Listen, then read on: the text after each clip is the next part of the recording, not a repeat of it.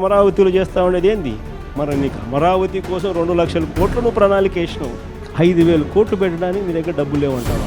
నువ్వు అసలు మనిషివేనా చంద్రబాబు నాయుడు? పార్టీ ఇంత బలంగా ఉండడానికి కారణం ఎవరు అని అంటే వైఎస్ఆర్సీపీ ఫ్యామిలీ.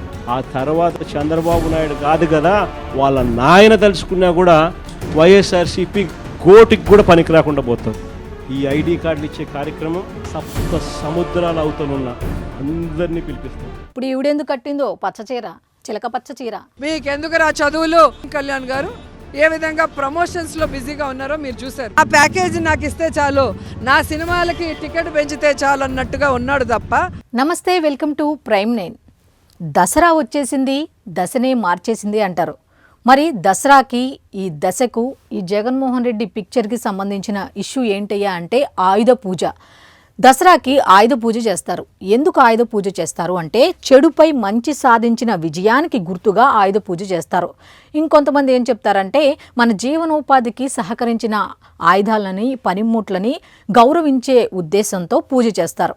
సో అదే ఉద్దేశంతో నిన్న ఈయన కూడా ఆయుధ పూజ చేశారు. మీరు ఆశ్చర్యంగా చూస్తున్నారా? నిజమే, ఆయన ఆయుధ పూజ చేశారు.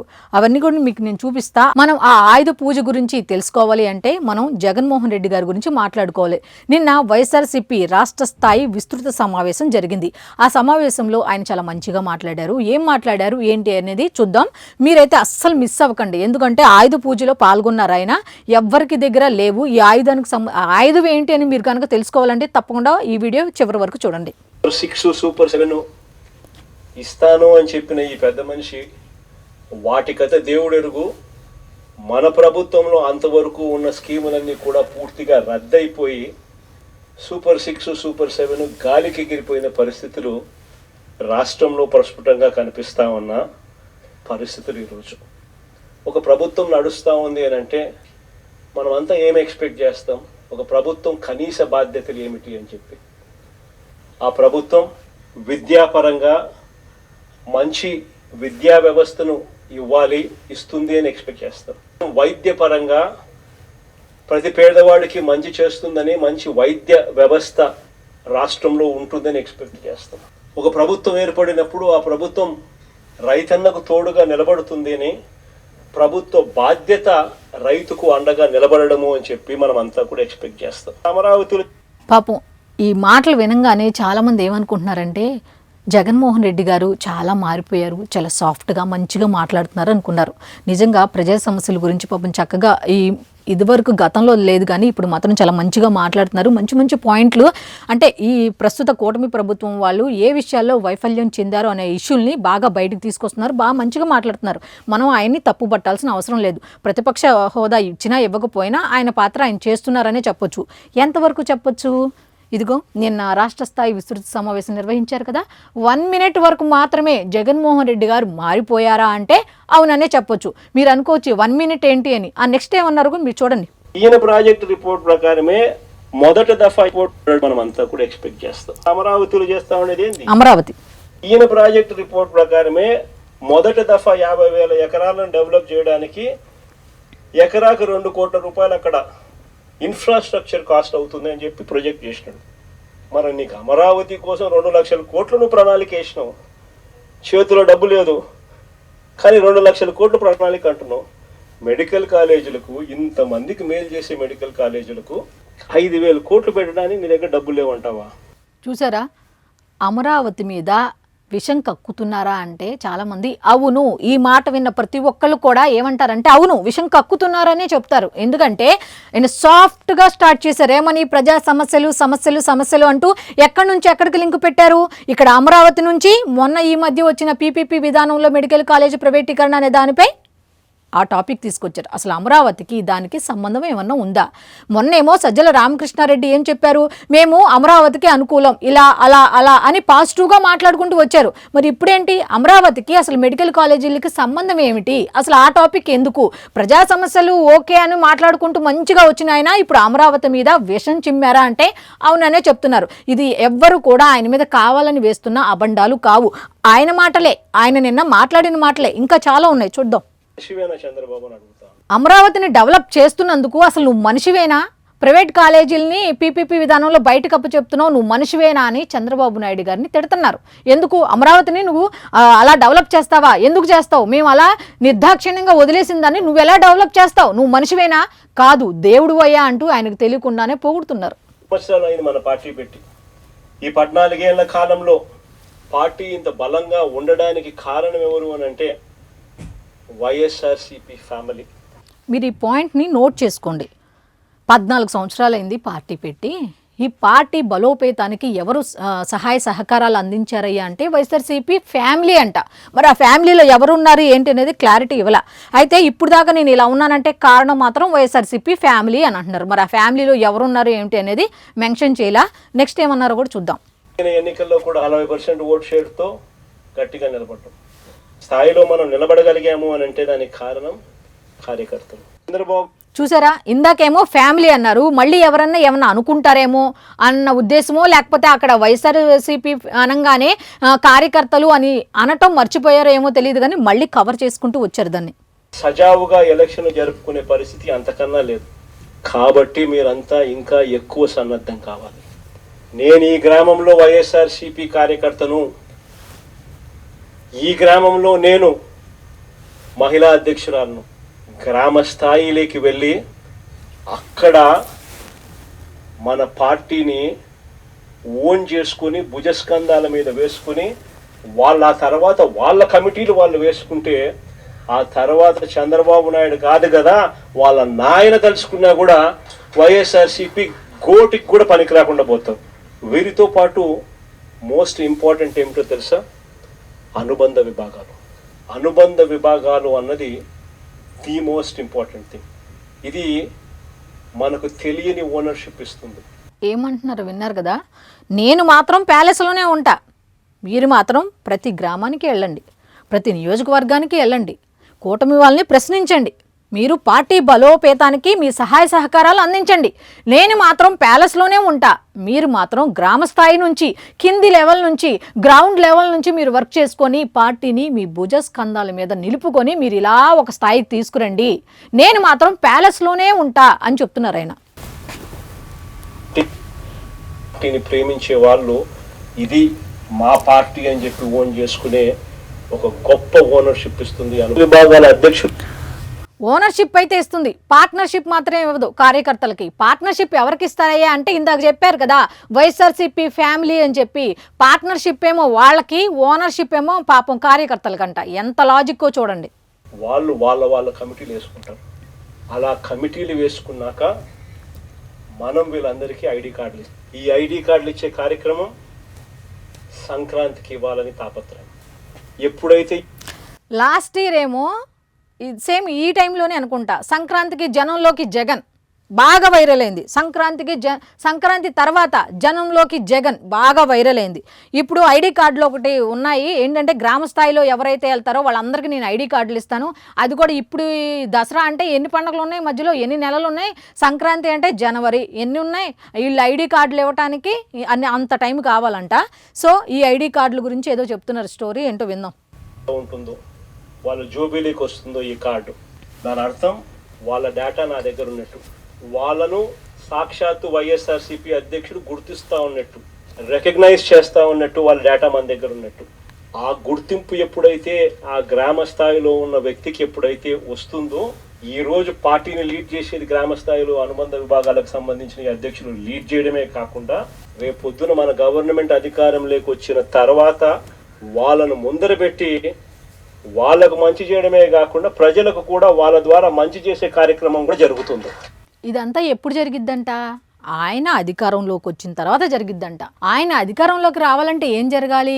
గ్రామ స్థాయి నుంచి కార్యకర్తలు పాటుపడాలి, కృషి చేయాలి, నియోజకవర్గంలో తిరగాలి, కూటమి ప్రభుత్వం ఏం చేస్తుంది ఏంటి అనేది నిలదీయాలి. ఇదంతా ఎవరు చేయాలి? పాపం కార్యకర్తలు చేయాలంట. ఓనర్షిప్ ఏమో కార్యకర్తలకు ఇస్తారంట, పార్ట్నర్షిప్ ఏమో ఆయన చుట్టూ ఉండే వైసీపీ ఫ్యామిలీకి ఇస్తారంట. ఇంకో విషయం ఏం చెప్పారంటే ఈ ఐడి కార్డ్ అని చెప్పి ఇట్లా ఓపెన్ చేసి చూపించారు కదా, ఈ ఐడి కార్డు ఎవరికి ఇస్తారంట, ఎవరైతే కరెక్ట్గా పనిచేస్తారో వాళ్ళకి ఇస్తారంట. ఆ ఇచ్చిన వాళ్ళ డీటెయిల్స్ అన్నీ కూడా సాక్షాత్తు భగవంతుడు అనే ఓడు ఎక్కువగా వాడతారు. మరి వైఎస్ఆర్సీపీకి సంబంధించి ఆయనే కాబట్టి అన్ని సాక్షాత్తు వైసీపీ అధ్యక్షులు అని చాలా గ్రాండ్గా చెప్పుకున్నారు కదా, ఆయన దగ్గర ఇన్ఫర్మేషన్ అంతా ఉంటుందంట. అప్పుడు ఇన్ఫర్మేషన్ ఉన్నప్పుడు అంట ఒకవేళ వీళ్ళు బాగా వర్క్ చేశారు కాబట్టి ఎవరైతే వర్క్ చేశారో వాళ్ళందరినీ ఆయన మైండ్లో పెట్టుకొని దృష్టిలో పెట్టుకొని అధికారంలోకి వచ్చిన తర్వాత వాళ్ళనే హైలైట్ చేస్తూ పాపం పరిపాలన కొనసాగిస్తారంట. అసలు పరిపాలన కొనసాగించాలి అంటే ముందు వీళ్ళు గెలవాలిగా అని. అంతకుముందు కూడా మన పక్క రాష్ట్రం వాళ్ళు కొంతమంది ఏం చెప్పారంటే మేము కనుక మా పార్టీ కనుక గెలిస్తే ఒక బీసీ అభ్యర్థిని సీఎంగా ఎన్నుకుంటాం మేము అని చెప్పారు. కానీ నిలబెట్టారా? నిలబెట్టలేదు. ఇప్పుడు అంతే, రాజకీయాల్లో కామన్, గెలవక ముందు ఒకటి, గెలిచిన తర్వాత ఇంకొకటి. ఈ మాటలు కూడా పాపం వైఎస్ఆర్సీపీ కార్యకర్తలు ఏంటంటే పార్టీ అంటే వైఎస్ రాజశేఖర రెడ్డి గారు అంటే అభిమానం ఉంటుంది కాబట్టి పాపం వాళ్ళు కూడా ఈ ట్రాప్లో పడిపోతారేమో అంటే చాలామంది అవును ఈసారి కూడా జగన్ ట్రాప్కి బలి కావాల్సింది వాళ్ళే అని చాలామంది చెప్తున్నారు. అయితే ఇంకా చాలా చెప్పారు, ఏంటో విందాం. ప్రోగ్రామ్ ఒకటి లాంచ్ చేస్తున్నాం. ఈ ప్రోగ్రామ్ ఇప్పుడు దాకా చాలా ప్రోగ్రామ్స్ లాంచ్ చేశారు, ఆయన అయితే జనంలోకి రాలా, మిగతా వాళ్ళందరికీ చెప్పారు. ఇప్పుడు ఇంకొక కొత్త ప్రోగ్రామ్ అంట, అదేంటో చూద్దాం. మన కార్యకర్తల కోసం రాష్ట్రంలో అన్యాయానికి గురైన ఏ కార్యకర్త అయినా కూడా డిజిటల్ బుక్ ఇప్పుడు లాంచ్ చేస్తా ఉన్నాం మీ అందరి సమక్షంలో. రేపొద్దు మీరు నోట్ చేసుకోండి, డిజిటల్ బుక్, దాని గురించి మాట్లాడుకుందాం. డిజిటల్ బుక్, డిజిటల్ పేమెంట్స్ లేవు అని ఎంత దాచుకున్నారు ఎంత దోచుకున్నారు అనేది అందరికీ తెలిసిందే. ఒక్కొక్కళ్ళు బయటకు వస్తున్నాయి, స్కామ్లు స్కీమ్లు అన్నీ బయటకు వస్తున్నాయి. అది బాగా అచ్చొచ్చింది అనుకున్నారో ఏమో, ఒక విధానం అనేది బయటకు తీసుకొచ్చారు. ఆ విధానం పేరు కూడా డిజిటల్ బుక్ అంట. ఇంకా డీటెయిల్స్ ఉన్నాయి, ఏంటో చూద్దాం. ఎవరికి ఏ అన్యాయం ఇప్పటికే జరిగిన ఆ డిజిటల్ బుక్ను వీళ్ళు దీన్ని ఉపయోగించుకొని రెండు రకాలుగా ఈ డిజిటల్ బుక్ పనిచేస్తుంది. మొదట మీకు జరిగిన అన్యాయం గురించి 2 రకాలు అన్నారు కదా, బాగా అబ్జర్వ్ చేయండి. ఈ 2 రకాలు మీరు వింటే మీకు ఏదో ఒకటి ఒక రకంగా ఒక జ్ఞాపకం అయితే వస్తుంది. ఆ 2 విధానాలు ఏంటి అనేది కొంచెం అబ్జర్వ్ చేయండి. అడుగుతుంది, మీరు నమోదు చేయాలి. ఆ తర్వాత మీ దగ్గర ఏమైనా ఈ అన్యాయానికి సంబంధించిన ఫోటోగ్రాఫ్స్, ఆధారాలు, ఇంకా ఏదైనా అప్లోడ్ చేసే కార్యక్రమాలు కూడా చేయాలి. ఆ తర్వాత అది ఆటోమేటిక్లీ ఆ డిజిటల్ బుక్లో స్టోర్ అయిపోతుంది. ఇది ఒక రకమైన పద్ధతి. రెండో పద్ధతి IVRS విధానం కూడా ఉంది. అంటే ఒక టెలిఫోన్ నెంబర్ 0404917178. ఈ ఫోన్ నెంబర్కు మీరు ఫోన్ చేస్తే వైఎస్ఆర్సిపి అన్యాయానికి గురైన కార్యకర్తల కోసం డిజిటల్ బుక్లో ఫిర్యాదు చేయొచ్చు. ఫోన్ చేసిన వెంటనే బీప్ సౌండ్ వస్తుంది. వెంటనే ఫిర్యాదు చేయాలనుకున్న వాళ్ళు తమకు జరిగిన అన్యాయము తాము ఏ నియోజకవర్గం నుంచి చేస్తున్నారో చెప్పాలి. ఆ తర్వాత ఎవరి మీద కంప్లైంట్ చేస్తున్నారో, జరిగిన అన్యాయం ఏమిటో, ఆ వివరాలు ఏమిటో కూడా చెప్పాలి. అలా చెప్పిన వెంటనే ఆ నెంబర్కు కాల్ చేయగానే దశల వారీగా ఏం చేయాలనో గైడెన్స్ ఇస్తూ కంప్లీట్ చేస్తుంది ప్రాసెస్లో. చూశారు కదా 2 రకాల విధానాలు. ఆ 2 రకాలు చూసిన తర్వాత మీకు ఏం గుర్తుకొచ్చింది? జగన్మోహన్ రెడ్డి చంద్రబాబు నాయుడు గారిని ఫాలో అవుతున్నారా అంటే అవును, చంద్రబాబు నాయుడు గారిని ఫాలో అవుతున్నారు. ఇప్పుడు పౌర సేవల మీద ఆయన డిజిటల్ నెట్వర్క్ని తీసుకొచ్చారు. మనమిత్ర అని ఉంది కదా, అది దేనికి? కంప్లైంట్లు ఇవ్వడానికి, దానికి కదా. అదే సాంకేతికతను, అదే టెక్నాలజీని ఆయన ఇక్కడ కార్యకర్తల కోసం ఉపయోగించాడు. కార్యకర్తల కోసం కాదు, ఆయన గెలుపు కోసం. కార్యకర్తల కోసం అసలు కానే కాదు, ఆయన గెలుపు కోసం 2029లో ఆయన గెలుపు కోసం చంద్రబాబు నాయుడు గారు తీసుకువచ్చిన టెక్నాలజీని ఆయన వాడుకుంటున్నారు. మరి ఆయన అబ్జర్వ్ చేశారో లేదో తెలియదు కానీ చంద్రబాబు నాయుడు గారు తీసుకొచ్చింది అది. ఏపీలోకి తీసుకొచ్చింది ఎవరు? దీన్ని ఏ విధంగా వాడాలి, పౌర సేవల్లో ఈ టెక్నాలజీని ఎలా వాడాలి ఏంటి అని తీసుకొచ్చింది మాత్రం ఆయనే. సో ఆయన తీసుకొచ్చిన దాన్ని ఈయన వాడుకుంటున్నారు. వీళ్ళు ఏం చెప్తారు? ఇప్పుడు మేము తీసుకొచ్చిన వాటిని వాళ్ళు ఉపయోగించుకుంటున్నారని చెప్పి వీళ్ళు చెప్తారు. చూద్దాం, ఇంకా డీటెయిల్స్ ఉన్నాయి. అన్యాయానికి గురైన ప్రతి కార్యకర్తకు ఇది ఒక శ్రీరామ రక్ష. నేను ఈరోజు చెప్తా ఉన్నా, ఆ ప్రతి డేటా కూడా ఆ డిజిటల్ డైరీలో నమోదై ఉంటుంది. రేపు పొద్దున మనం అధికారంలోకి వచ్చిన తర్వాత ఈ డిజిటల్ డైరీలో నమోదు చేసిన ఈ కేసులను మీద ప్రత్యేకమైన బృందాలను పెడతాం. అన్యాయం చేసిన వాళ్ళను రిటైర్ అయిపోయి ఉన్నా కూడా ఒక విషయం గమనించండి, ఇక్కడ కార్యకర్తలకి ఈ డిజిటల్ బుక్ అనేది శ్రీరామ రక్ష అంట. మరి ప్రజలకి ఏమిటి? కార్యకర్తలు కావాలి, నువ్వు గెలవాలి కాబట్టి కార్యకర్తలు కావాలి. మరి ప్రజలకు కూడా సమస్యలు ఉంటాయి కదా. కూటమి ప్రభుత్వంలో వాళ్ళు అన్నీ మంచి చేస్తారా అంటే ఎందుకు చేస్తారా అని మీరే చెప్తున్నారు. కొన్ని వాళ్ళు ఇచ్చిన సూపర్ 6లో కొన్ని అమలు చేయలేదు అంటున్నారు. ప్రజలకు కూడా సమస్యలు ఉంటాయి కదా. ప్రజలకు కూడా ఎందుకు అందుబాటులో ఉండరు? కేవలం కార్యకర్తలకు మాత్రమే అందుబాటులోకి ఏమిటి? ఒకసారి మీరే ఆలోచించండి. ఇది నేను అడుగుతున్నానని కాదు, మీరు కూడా ఒకసారి ఆలోచించండి. ప్రజల సమస్యలకి ఏమిటి? ప్రజల సమస్యకు ఒక నెంబర్ పెట్టచ్చు కదా. ఓన్లీ కార్యకర్తలకే ఎందుకు? ప్రజల సమస్యలు చెప్పుకోవడానికి కూడా మీకు ఉంటుంది కదా. ఒక నియోజకవర్గంలో ఇలా జరిగింది, వచ్చి మీరు చూడండి, ప్రభుత్వం దృష్టికి తీసుకెళ్ళండి అని చెప్పి ఒక నెంబర్ వాళ్ళు పెడితే వాళ్ళు మీకు కాల్ చేస్తారు కదా. మీరు కార్యకర్తలకే ఇలాగా డిజిటల్ బుక్ అనేది ఓపెన్ చేయటం ఎంతవరకు కరెక్ట్ అనేది చాలా మంది మాట్లాడుకుంటున్న మాట. నెక్స్ట్ ఇంకా చాలా ఆణిముత్యాలు ఉన్నాయి, ఇంకోటి ఏంటో చూద్దాం. పోయినా కూడా సప్త సముద్రాల అవతలున్న అందరినీ పిలిపిస్తాం, చట్టం ముందర నిలబెట్టించి శిక్ష పడేలా అన్యాయానికి ఈరోజు గురైన వ్యక్తికి సంతోషం కలిగించేలా ప్రతి అడుగు దీని ద్వారా పడుతుంది. చూసారా ఏం చెప్తున్నారో? నేను ఇందాక ఆయుధ పూజ అని ఎందుకన్నానో తెలుసా? ఆయుధ పూజ అంటే ఇదే, డిజిటల్ బుక్కే ఆయుధ పూజ వాళ్ళకి. ఎందుకంటే అదొక ఆయుధం, దాన్ని ఉపయోగించుకొని దసరా కదా, దాన్ని ఉపయోగించుకొని ఆయన ఏం కోరుతున్నారంటే బలిదానాలు కోరుతున్నారు. ఎవరి కార్యకర్తలు, మీరు నా కోసం శ్రమించండి, నా కోసం మీరు నియోజకవర్గాల్లో తిరగండి, గ్రౌండ్ లెవెల్కి వెళ్ళండి అని చెప్పి ఆయన నిన్న ఒక పూజా విధానం ఒకటి స్టార్ట్ చేశారు. ఆ ఆయుధం ఒకదాన్ని తీసుకొచ్చారు. ఆ ఆయుధం ఏంటంటే డిజిటల్ బుక్ అనే ఒక ఆయుధాన్ని తీసుకొచ్చారు.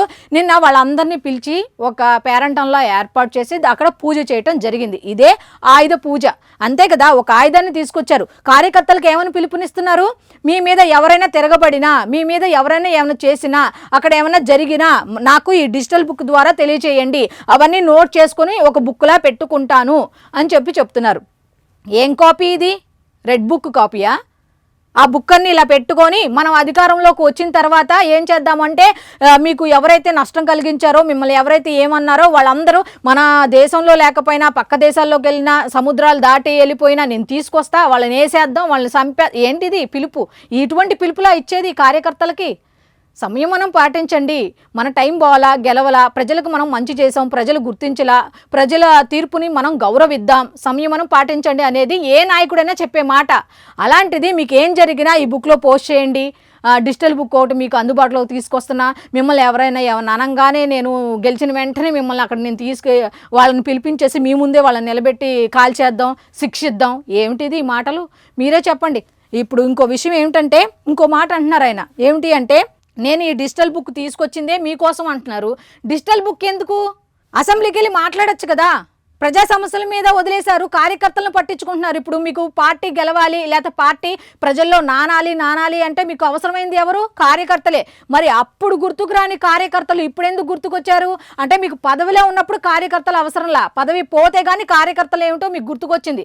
ఇప్పుడేమో ప్రతిపక్ష హోదా, ఎలాగో గెలిచారు, 11 మంది ఉన్నారు కదా, ప్రతిపక్ష హోదా అని దానికి ఎంపర్లాడపోతే ప్రజా సమస్యల మీద పోరాడచ్చు కదా.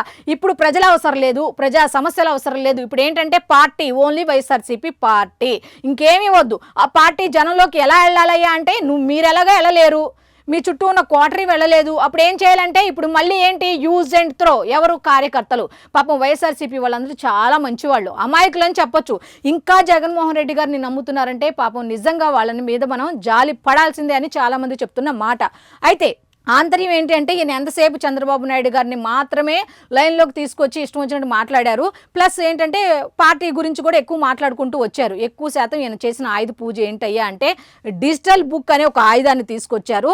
దాన్ని ఏం చేశారంటే, వాళ్ళందరి ముందు ఒక పూజా కార్యక్రమం లాగా దాన్ని ఎంత హైలైట్ చేసి ఒక సమావేశాన్ని ఏర్పాటు చేసి ఆ విధంగా చెప్పడం జరిగింది. నెక్స్ట్ ఇక్కడ మన రోజక్క కూడా మాట్లాడారు. ఎవరి మీద మాట్లాడారు, ఎందుకు మాట్లాడారు అనేది కూడా చూద్దాం.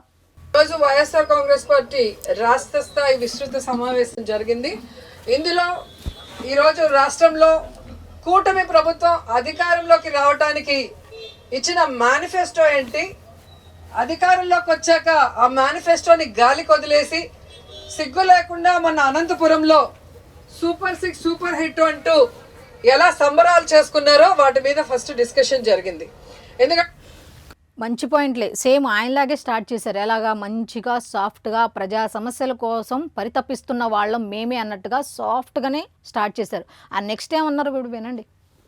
రావడానికి ముందు పచ్చపత్రిక ఈనాడులో వేసిన యాడ్ మీరు చూసుంటారు. పచ్చపత్రిక అంటూనే ఆవిడ అభిమానం పోగొట్టుకోవాలా చూసారా? రాజకీయ భిక్ష పెట్టింది వాళ్లే కదా. సో పచ్చ చీరే కట్టుకుంది. అదే పాపం షర్మిల గారు ఇదే చీర కట్టుకుని చంద్రబాబు నాయుడు గారి దగ్గరికి ఇదే రంగు చీర, ఈ చీర కాదులేండి, ఇదే రంగు చీర కట్టుకొని వెళ్తే ఏం చెప్పారు, ఎన్ని రకాలుగా మాట్లాడారు. మరి ఇప్పుడు ఈవిడెందుకు కట్టిందో పచ్చ చీర, చిలక పచ్చ చీర. సో అదే మేనిఫెస్టో ఉండాలి కదా. ఈ రోజు అధికారంలోకి వచ్చింది ఈవెన్ ఆ ఫీజు రింబర్స్మెంట్ అన్ని గాలికి వదిలేసి మీకెందుకు నా చదువులు, పేదవాళ్ళు కూలీ చేసుకోవాలన్న విధంగా ఈరోజు ఎడ్యుకేషన్ మినిస్టర్ లోకేష్ గాని వాళ్ళ నాన్న మరి చంద్రబాబు నాయుడు ప్రవర్తిస్తుంటే నా ఓజీకి 1000 రూపాయలు పెంచితే చాలు టికెట్ మీరు ఎక్కడ, అది అసలు అక్కస అక్కడ ఉంది. OG cinema hit, super hit, bumper hit అనే టాక్ వచ్చింది. పాపం ఓర్చుకోలేకపోతుంది ఈవిడ. ఈ టాక్ రాకముందే ఆవిడ చూసారా ఎలా మాట్లాడేసిందో. అసలు ఆవిడ ప్రజా సమస్యల గురించి మాట్లాడాలి. ఇట్లాగా కూటమి ప్రభుత్వం వైఫల్యం చెందింది, బాగానే ఉంది. మళ్ళీ మధ్యలో చంద్రబాబు నాయుడు గారు, లోకేష్ గారు ఓకే రాజకీయాలకు సంబంధించున్నారు. మళ్ళీ పవన్ కళ్యాణ్ ఎందుకు? ఒకసారి మీరే ఆలోచించండి. పవన్ కళ్యాణ్ గారు ఎందుకు? సరే ఆయన ఏదో ఆ సినిమా చేసుకుని, ఆ సినిమా టాపిక్ ఎందుకు? ఆ సినిమా టికెట్ల పెంపుదల గురించి ఎందుకు? అసలు ఆ టాపిక్ ఎందుకు చెప్పి ఈరోజు పవన్ కళ్యాణ్ గారు ఏ విధంగా ప్రమోషన్స్ లో బిజీగా ఉన్నారో మీరు చూసారు. ఎందుకంటే కూటమి ప్రభుత్వంలో ఎప్పుడైనా అధికారంలో ముఖ్యమంత్రిగా ఉన్న వ్యక్తి తప్పు నోట్ దిస్ పాయింట్, ఆ కూటమిలో ఉన్న మరొక పార్టీకి సంబంధించిన డిప్యూటీ సీఎం అనేవాడు నిలదీసి ఆ తప్పుల్ని సరిచేయాలి. కానీ ఇక్కడ ఆయన చంద్రబాబు నాయుడు కాదు, లోకేష్ కాదు, దేవాంశ్ అయినా పర్లేదు, నా ప్యాకేజీ నాకు ఇస్తే చాలు, నా సినిమాలకి టికెట్ పెంచితే ఆవిడ అక్కసు చూసారా ఇంకొకసారి ఎలా బయటపడిందో. ప్యాకేజీ గురించి ఇల్లు మాట్లాడుతున్నారు. అసలు ఆవిడ చెప్పేదేంటి? ఉప ముఖ్యమంత్రి అయ్యి ఉండి రాష్ట్రంలో ఏం జరుగుతుంది ఏంటి పట్టించుకోకుండా సినిమాల చుట్టూ తిరుగుతూ సినిమాలు చేసుకుంటూ సంపాదించుకుంటున్నారు అన్నది ఉప ముఖ్యమంత్రి. ఆ పాయింట్ నోట్ చేయమన్నాను, అందుకే ఉప ముఖ్యమంత్రి అని ఒక్క ఆయన కదా. మరి వాళ్ళ హయాంలో ఎంతమంది ఉన్నారు? 5 ఉప ముఖ్యమంత్రులు ఉన్నారు. మరి అప్పుడేం చేశారు? 5 ఉప ముఖ్యమంత్రులు, ఎంతమంది సలహాదారులు ఉన్నారు? ఏమైంది ఆఖరికి? మీరు చూసిందే కదా, మీకు తెలిసిందే కదా. 5 ఉప ముఖ్యమంత్రులు ఉన్నప్పుడు చేయలేంది పాపం ఇప్పుడు ఈ సినిమా మీద పడ్డారు, ముఖ్యంగా పవన్ కళ్యాణ్ మీద పడ్డారు. పార్టీ ఓడిపోయింది, జనంలోకి వెళ్ళలేకపోతుందనే బాధని పవన్ కళ్యాణ్ పేరు చెప్తే మనం ఎక్కడికో వెళ్ళిపోతామన్న ఆలోచనలో ఉన్నారో ఏమో కానీ ప్రతి దాంట్లో వాళ్ళ అక్కసంతా పవన్ కళ్యాణ్ మీదే. ఇప్పుడు కూటమి అనగానే అక్కడ తెలుగుదేశం వాళ్ళు ఉన్నారు, బీజేపీ వాళ్ళు ఉన్నారు, వాళ్ళందరినీ వదిలేశారు. హైలైట్ చేసేది మాత్రం ఈవిడ ఎవరిని అంటే పవన్ కళ్యాణ్ గారినే. ఒకవేళ మనం డీప్గా ఆలోచిస్తే పవన్ కళ్యాణ్ గారు కూడా తప్పు చేశారేమో అని చాలామంది చెప్తున్న మాట. అదేంటి పవన్ కళ్యాణ్ తప్పు చేయడం ఏంటి అంటారా? అవును, ఆవిడ మాటల్లో వినండి. ఆడుదాం ఆంధ్ర అంటూ ఆంధ్రాతో ఆడుకున్నాం, మమ్మల్ని ఎవ్వరు ఏం చేయలేకపోయారు. ఉప ముఖ్యమంత్రి అయి పవన్ కళ్యాణ్ అక్కడ కూర్చున్నారు, అధికారంలోకి వచ్చిన తర్వాత మా తాట తీస్తామన్నారు, మా తాట ఏం తీయట్లేదు, మమ్మల్ని ఎవరు పట్టించుకోవట్లేదని ఆవిడ ఎంత బాధపడుతున్నారు. అదే పట్టించుకొని ఉంటే ఇలా వచ్చి మాట్లాడేవాళ్ళు కాదు కదా అని ఆవిడ తెగ బాధపడిపోతున్నారు. ఇప్పటికైనా ఆడుదాం ఆంధ్ర బదులు ఆడుదాం రోజా అంటూ ఒక స్లోగన్ తీసుకొచ్చి మా అందరి తాటా తీయండి, మేము ఎంతెంత తిన్నాం ఏంటి అనేది మీరు కక్కించండి. మీరు కక్కించకుండా మీరు సినిమాల చుట్టూ ఆ చుట్టూ ఈ చుట్టూ ఎలా తిరుగుతారు, మమ్మల్ని ఎందుకు పట్టించుకోరు, మేము ఇంత అన్యాయం చేసినా అని పాపం ఆవిడ చాలా బాధపడుతున్నారు.